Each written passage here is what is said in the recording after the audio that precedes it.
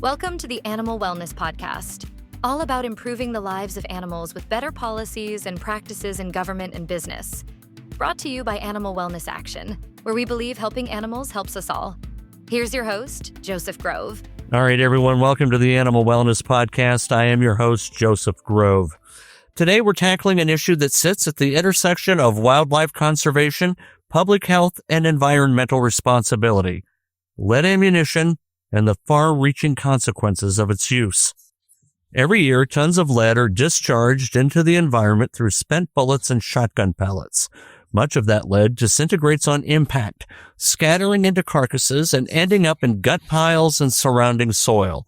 Scavenging wildlife, including bald eagles, golden eagles, hawks, condors, ravens, foxes, and other species, ingest those fragments. The result is often acute poisoning, neurological damage, reproductive failure, or death. But this just isn't a wildlife story. Lead is a potent neurotoxin. It does not break down in the environment, and there is no safe level of exposure for humans. The same toxic substance that harms scavengers can contaminate meat intended for human consumption and persist in ecosystems for decades. To help us unpack this issue from both a policy and scientific perspective, I'm joined by two outstanding guests. First is Wayne Pacelli, president of Animal Wellness Action and the Center for a Humane Economy. Wayne has been at the forefront of national efforts to reduce toxic lead ammunition on federal lands, including advocacy for the Lead Act and reforms on national wildlife refuges. He has written extensively about the ecological and ethical implications of dispersed lead ammunition and its toll on America's iconic wildlife, including bald eagles.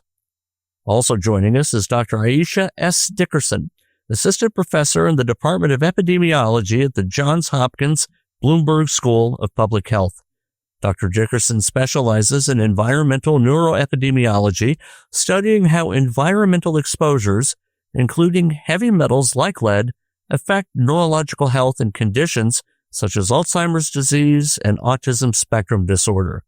She brings critical scientific insight into how lead behaves in biological systems and why even low-level exposure can have profound effects. She recently testified in Maryland for SB 181, which would limit the use of lead ammo in the state.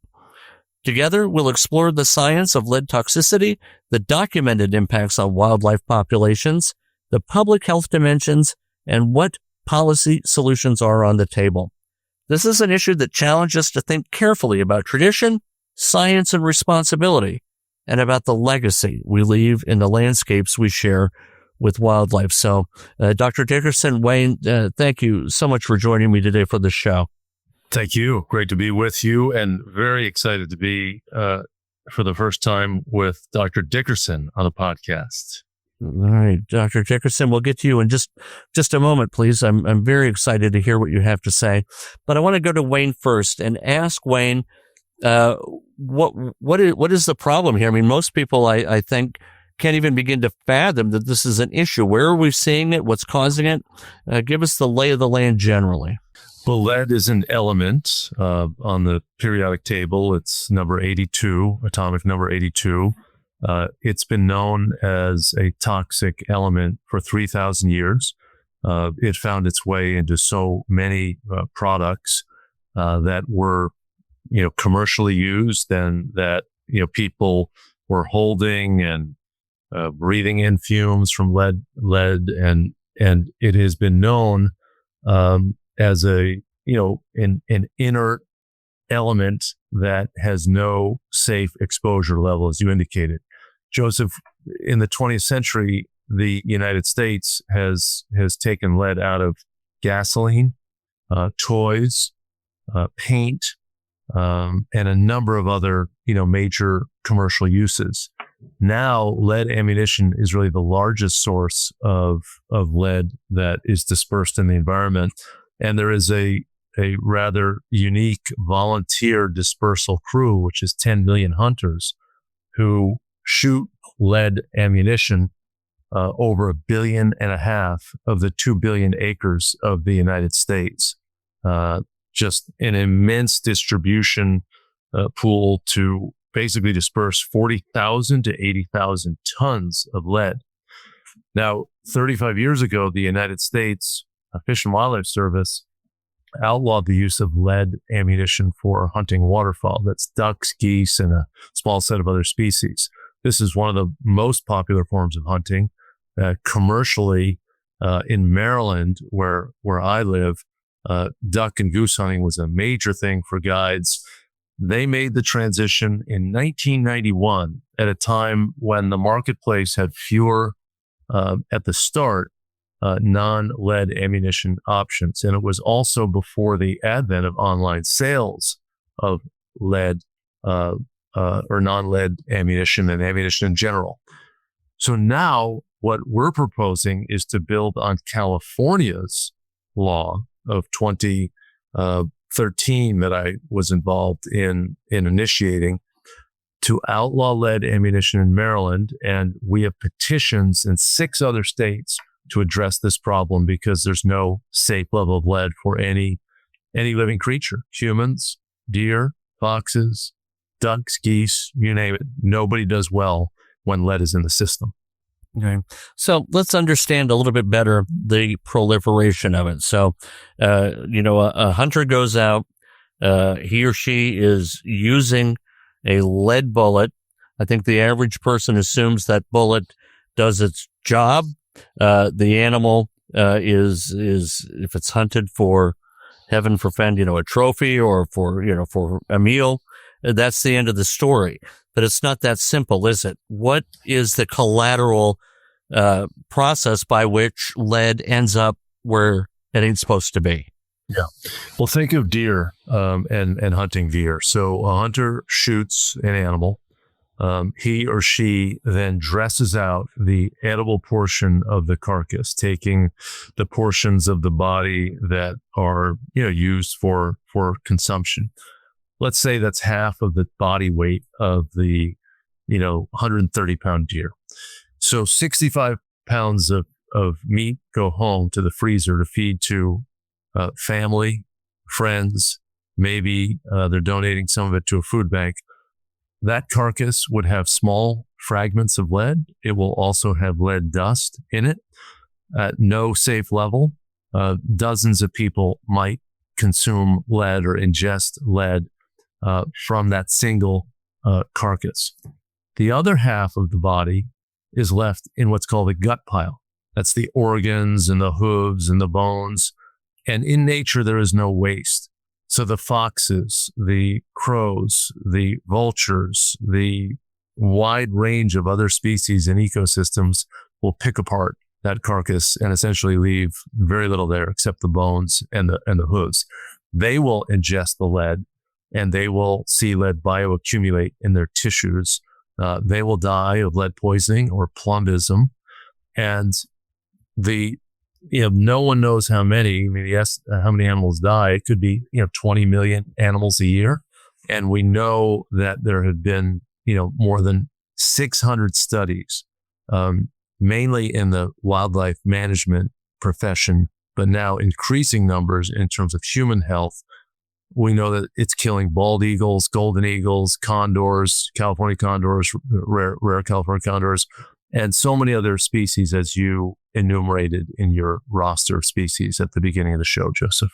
The alarming part, from a human perspective, not only what it does to the animals, but that you could be theoretically invited over to a friend's house and they're serving a deer that the homeowner has hunted, and someone could be ingesting lead and not even know it. I guess that's one of the scenarios, Wayne. Well, it is. I mean, and especially with a study from a chemist in Saskatchewan who really documented the lead dust. Think of it this way, Joseph. We have options here. I mean, there's copper bullets. Duck hunters and goose hunters shifted to steel shot. There's bismuth. There's tungsten. There are other elements and alloys that are used. What if you were having your breakfast and you had a bowl of cereal, and you were using a lead bowl to pour your your milk, whether it's plant-based milk or dairy milk, or it's, your cereal product.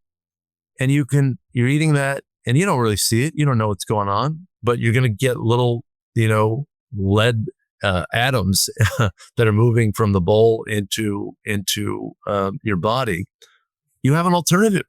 Use ceramic, use clay, use all of the different materials that make bowls. We have other options than lead. No one is saying through this campaign that hunting is stopping. Not at all. We're simply saying you should be using ammunition that doesn't poison wildlife, especially if you say that you're a wildlife conservationist. And you should be concerned about yourself, your brain health, your family, your children. I'll leave it to Dr. Dickerson to speak about childhood exposure to lead. This is the no-brainer of all no-brainers. Just shift. The whole world has shifted. We shifted from Model Ts to different types of vehicles. We shifted from typewriters to computers. We shift all the time in the marketplace. And we've done so in so many other commercial sectors of this economy. I mean, leaded gasoline was a big deal. We switched all that over. Leaded paint was a big deal. We switched all of that over. And why? Only because I know the answer. It's the political power of the gun lobby and the ammunition makers, that they have been resisting this change. And frankly, they're putting their own customers at risk. They're killing their own customers. Dr. Dickerson, thank you. I want to turn to you now, please, to kind of understand this more from a neurological perspective. And I have to admit to having some selfish thoughts, because I'm of an age where leaded gasoline was the big thing. Dr. Dickerson, am I stupider because I grew up in a family that used lead gas in its car? I don't think so. I hope not. You seem to be pretty neurotypical as far as your cognition, from what I could tell so far. That's the nicest thing anyone has said to me in a long time, that I'm neurotypical. But what does lead do, right? I mean, it's an element, it's a metal. We ingest lots of metals all the time. What makes this one so damaging? Well, lead has a few target organs, but the one that it prefers is neurons. So lead can store in the bone and primarily in the brain. The thing about lead is that it can replace any areas where calcium would typically store. Lead can take the place of that calcium. And the brain works through calcium ions. So if the brain is unable to use those calcium ions, the lead is there instead, and that decreases cognitive function. Is that remedial? If someone, I guess if you encounter that at the right developmental phase, then maybe there's no recovery from it. But are we talking about permanent damage to individuals and animals who do come across this? Absolutely. So neurons do not, they don't replicate as much as, say, skin cells or fat tissue or something along those lines. So depending on the developmental stage, especially prenatal exposures and infancy, early childhood, those can be the most detrimental windows of exposure for lead. We've seen over many decades now that when children are exposed to lead, that not only impacts them at an acute level, so at that one point where they're exposed, but over the life course, they did have this decrease in cognition. So they have a lower IQ. They don't perform as well in school. And we know that if they don't perform as well in school, that overall decreases their ability to excel in life overall. Right. And I can understand that degradation pretty easily when we talk about it in terms of humans, right? But when we're talking about animals, how does it impact them negatively? What does it do to their brains that proves so problematic for them? Well, Wayne mentioned earlier the plumbism. So similarly, when lead stores in the body of a human, so I'm an epidemiologist, I typically work with human risk assessment, but it works the same way in animals, and many animals have a shorter life course, right? So if they are accumulating lead exposures, and their brain is where that lead is accumulating. They may also have a lower cognitive function if you think about the way animals cognitively function, but also their motor function is decreased. So you may see them stumbling around. It may even, in some cases, exhibit something close to a rabies infection. So it's a lot of stumbling, and they just don't reason as well as you would expect an animal with a typical cognitive function to reason. Right. So they're not able to hunt or forage as well. It reduces their ability, I would assume, to find mates in the wild. It makes them more easy to be predated upon. All of those things. And then can the lead be passed out through their own excrement? Do they pass this and that kind of continues its potential trajectory through the wild? Well, lead doesn't necessarily shed through excrement. So it can shed through urine, a little bit through stool, but not enough to really contaminate the area around it. It's more of the impact on the animal itself. And if it's carrying, say, any offspring, it would also impact their offspring. Mm-hmm. So it can go through, if we're talking about a mammal here, it can go through, the umbilical cord to the animals. Absolutely. And be brought in. Okay. So lead is well known to cross the placental barrier as well as the blood-brain barrier once it has crossed the placental barrier. Taking it back to wildlife, I know we'll get back to human health as well.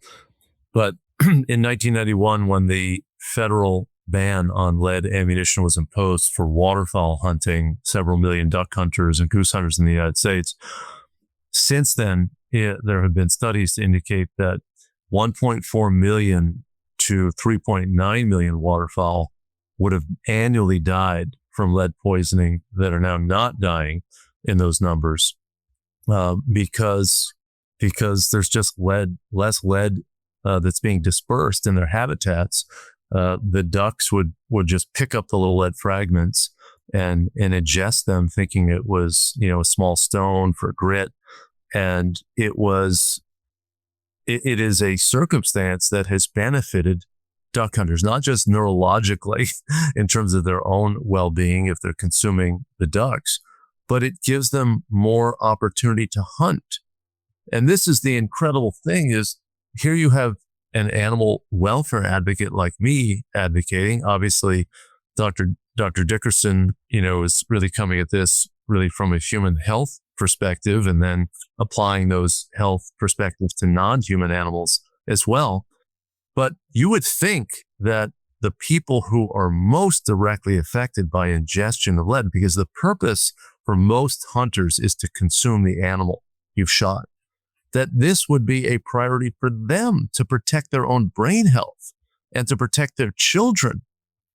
Having to argue for this at some level and then also adding in more abundant wildlife populations means more hunting success. And if you enjoy hunting, a more successful experience there. For me to advocate for this, for the well-being of hunters, I shouldn't have to do it. The hunting community should be in the forefront. And we do. Dr. Dickerson and I testified in the state of Maryland in the Senate Triple E Committee, Education, Environment, Energy Committee, with Dan Ash, who was the director of the United States Fish and Wildlife Service. It's a presidential nomination. Dan Ash was confirmed unanimously by the U.S. Senate. He's a lifelong hunter, grew up in Georgia, lived in New Mexico, now lives in Maryland, was the top wildlife management professional for 6 years in the United States. And he said he stopped using lead ammunition years ago and that the non-lead ammunition is better in terms of its effectiveness, in terms of achieving the purpose of hunting, which is to kill the animal.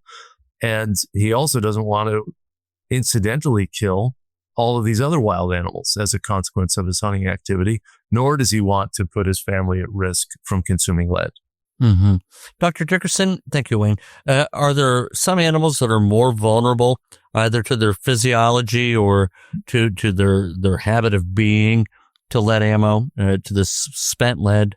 Well, it depends on where they're encountering the lead. So when we think about the lead fragments and lead dust that could land on the forest floor, any animals that forage, that eat any leaves or anything from the ground, they then consume the lead.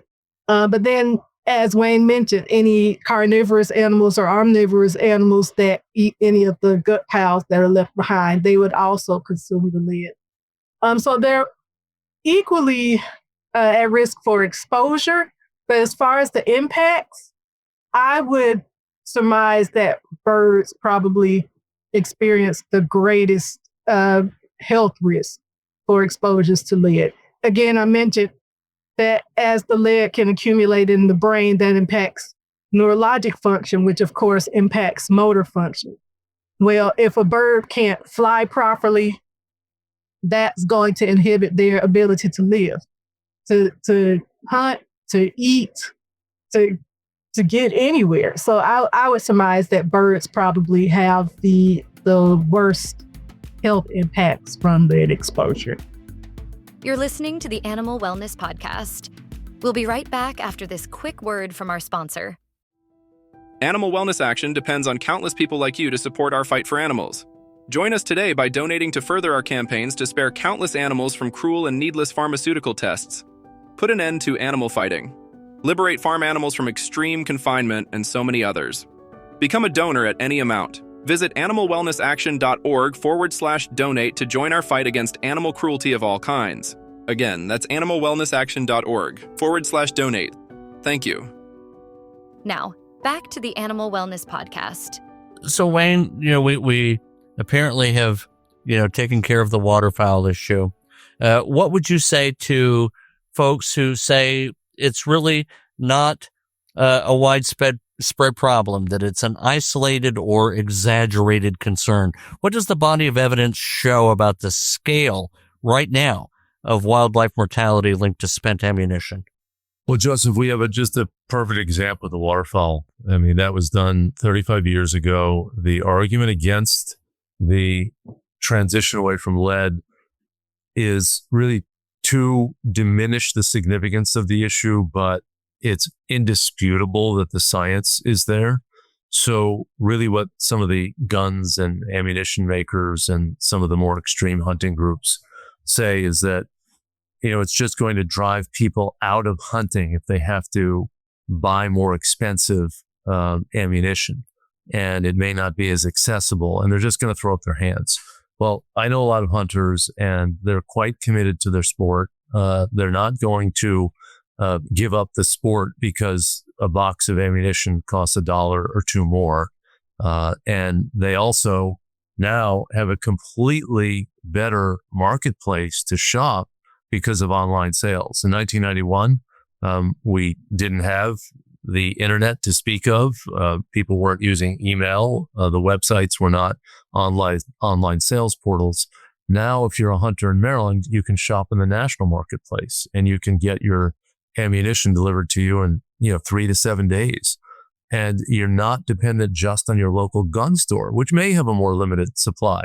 But waterfowl hunters made the transition when they were exclusively shopping at brick and mortar stores. Now we have just a completely new scenario for purchasing.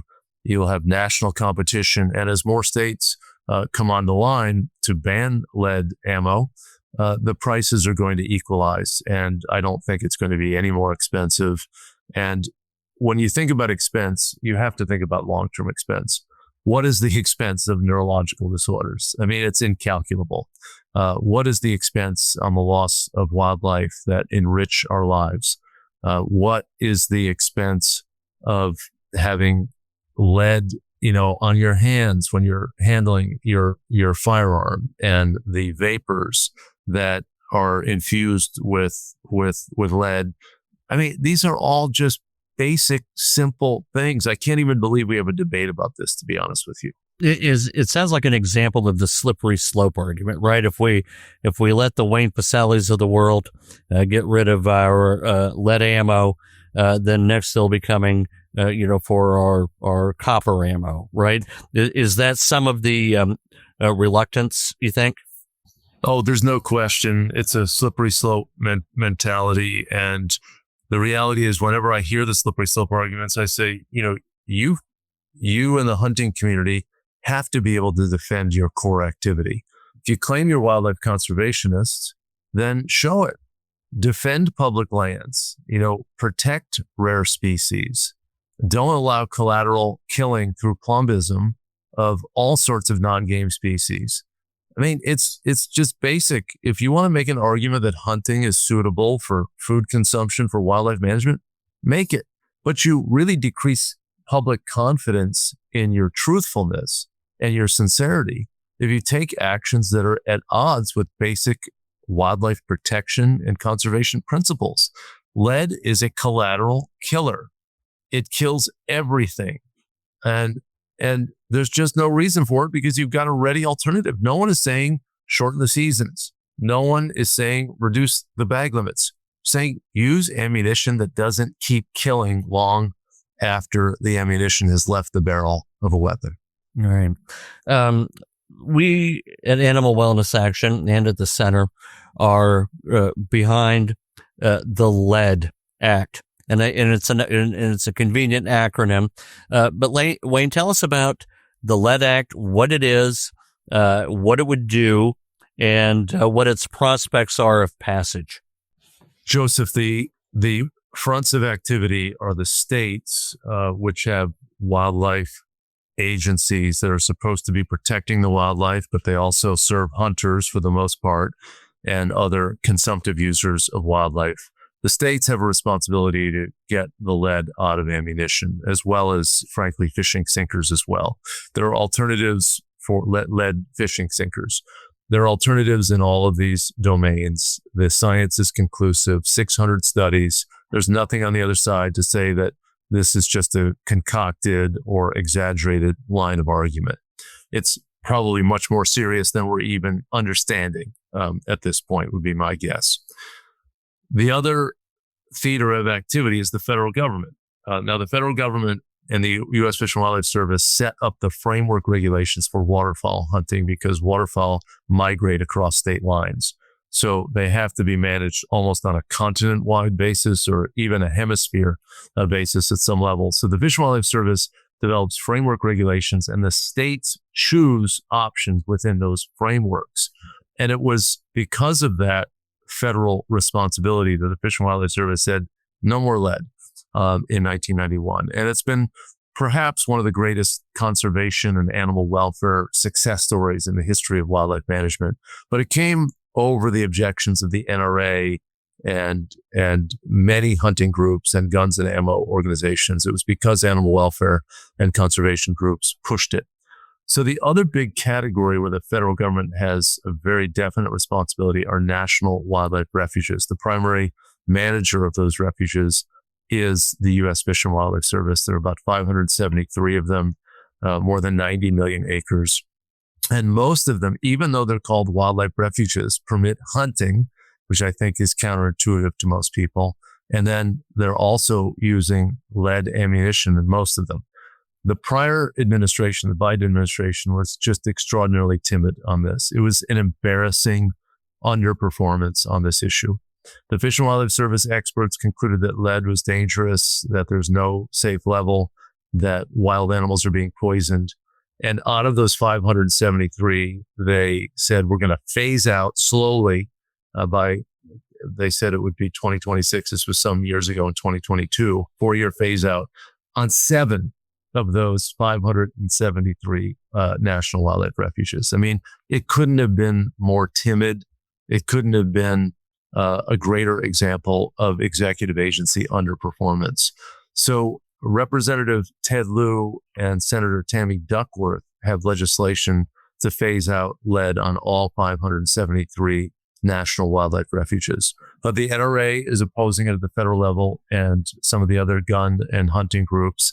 So it's going to be a tough slog, frankly, with Republican majorities. The Republicans are generally more aligned with the gun lobby. So it is going to be an uphill fight.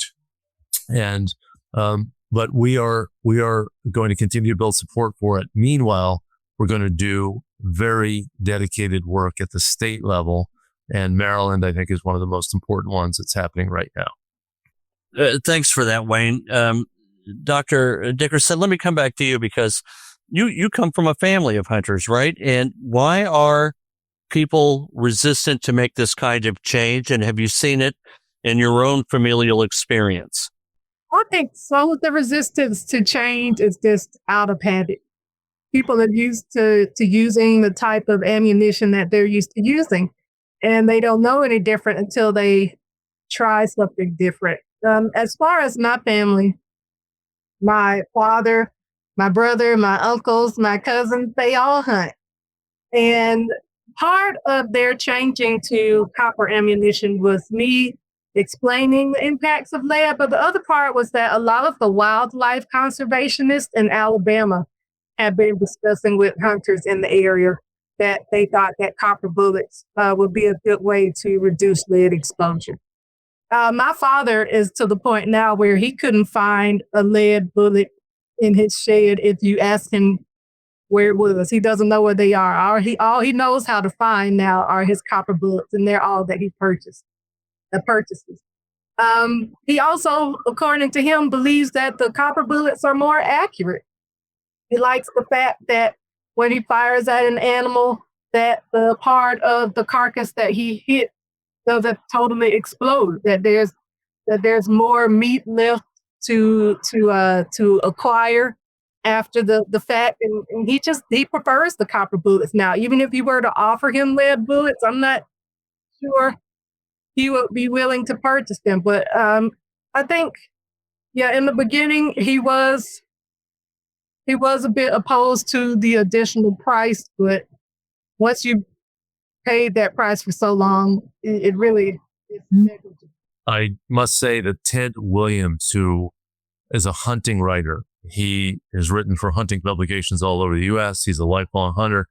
He said that the ammunition industry basically shifted to copper because it was more lethal, and that the reviews by hunting writers who are looking at ammo, they concluded that it's more lethal, that it's more effective, and that the Army, obviously, the enterprise that is about effective killing and effective use of weapons is shifting toward copper as well. So at some level, it's on every facet of this, from the health perspective, from a hunting effectiveness perspective, from the collateral effects on other wildlife.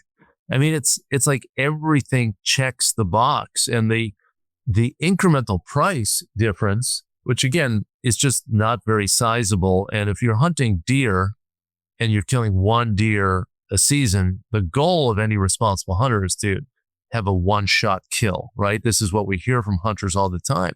So you're talking about maybe one round is 25 cents more, 25 cents. Hunting licenses, might be $20, $30. The gas that you use, if you're using 3 gallons of gas at $3 a gallon, that's $9. If you're buying, hunting garb, if you're, just participating in all of the normal things that you do in spending on a hunting excursion, this is negligible. It almost doesn't even register economically. Yeah, I think my father would definitely agree with you on that one. And is your family from a rural area or from the city? Was hunting something that was passed down to your family members, or did it come through opportunity because the deer population has grown significantly in Alabama? So my family's primarily from Montgomery, Alabama. If you would consider any part of Alabama more urban or suburban, it would be Montgomery. So even though we live in Montgomery, we would travel out to rural areas for hunting, and that's partly what they do. My father, my brother, my uncles, my cousins, they hunt because our relatives hunt. It was passed down over generations. It was something that we did to bond with each other. You get up 5 o'clock or 4 o'clock in the morning, get dressed and go and sit outside in the cold and and wait for a deer to come by. It's a bonding, a socializing experience. And then, of course, if somebody does catch a deer, then you get to spend all the rest of the day celebrating. So it was more of a social activity, but it was something that was passed down over generations. Well, I just want to say, given your background and your family's, obvious deep and rich hunting tradition, I mean, I think you're an ideal ambassador for these ideas. I mean, the science is conclusive. The options are readily available. They're competitive on price. There's something in the psychology of this that people are resisting doing something that's in their self-interest. It's a really interesting psychological case study on the inability of people to accept a new idea. I mean, this has been the history of humanity, right? We've often resisted new ideas. I mean, not just in terms of personal behavior, but anything that kind of challenges our conventions. And there's such a motivator here for acceptance of these new ideas, because it's a bigger human health issue and a bigger wildlife health issue than I think people have understand by many factors. Yeah, there will always be resistance to change. I always, with my students, use the example of a motorized car versus a horse and buggy. When the first motorized cars came out, they would put brackets on the front of the car just to let people know that if you needed to attach horses to it to drag it, you could. This is a way to try to help people transition out of using a horse and buggy, because again, people didn't believe that these motorized cars were something that was useful.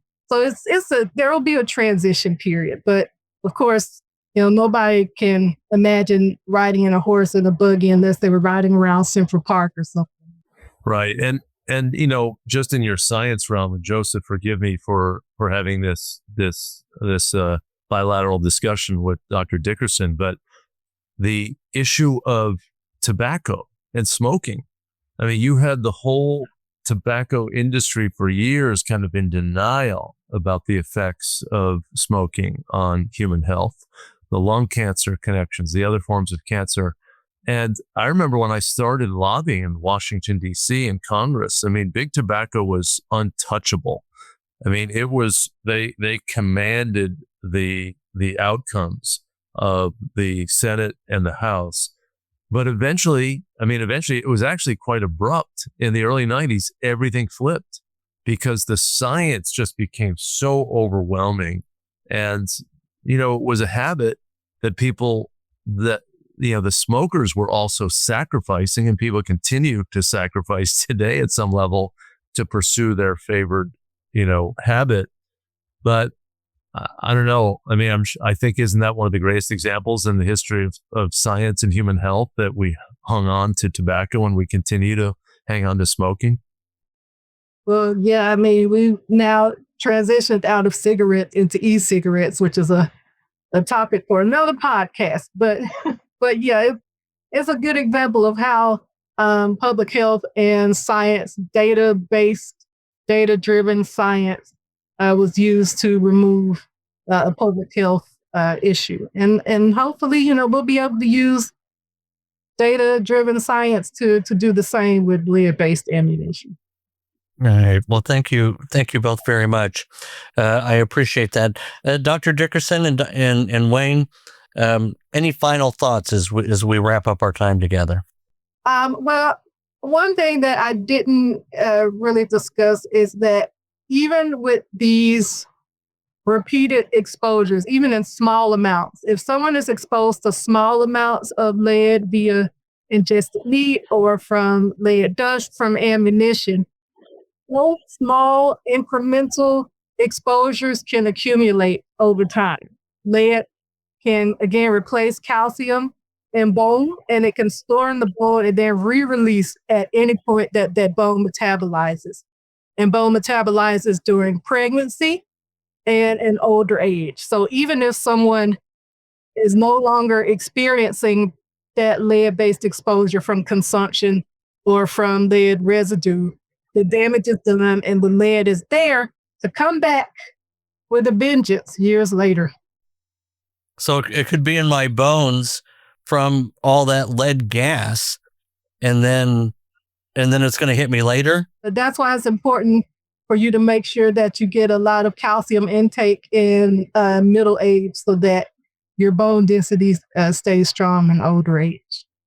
Yeah, Joseph, I just wanted to mention one thing. There was a 2022 science study that had dozens and dozens of wildlife management professionals as authors, all the different states, Idaho, Michigan, Minnesota, Florida, looking at the effect of lead on continent-wide populations of bald and golden eagles. And there were several takeaways, but the biggest takeaway is that a majority of eagles, both bald eagles and golden eagles, which are not pursued by hunters, so they're getting it through the dispersal of the lead in the environment. They're picking it up in their normal, predation activities or scavenging activities or other forms of consumption.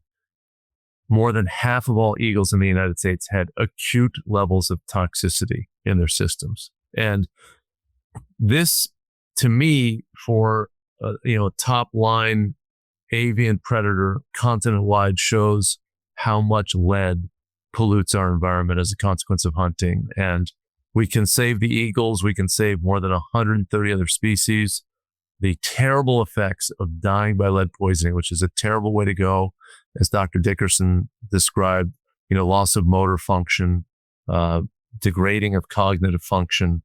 And we've got a ready alternative. We've got ready alternatives available for everybody. They're already in wide use by hunters who are alert to this problem. So I'm hoping that we at Animal Wellness Action and the Center for Humane Economy, with subject experts like Dr. Dickerson, can help make our case persuasively to fish and wildlife commissioners across the country, to directors of state fish and wildlife agencies, to state lawmakers, federal lawmakers, to the president, so that we can rid the country of this massive dispersal of lead ammunition.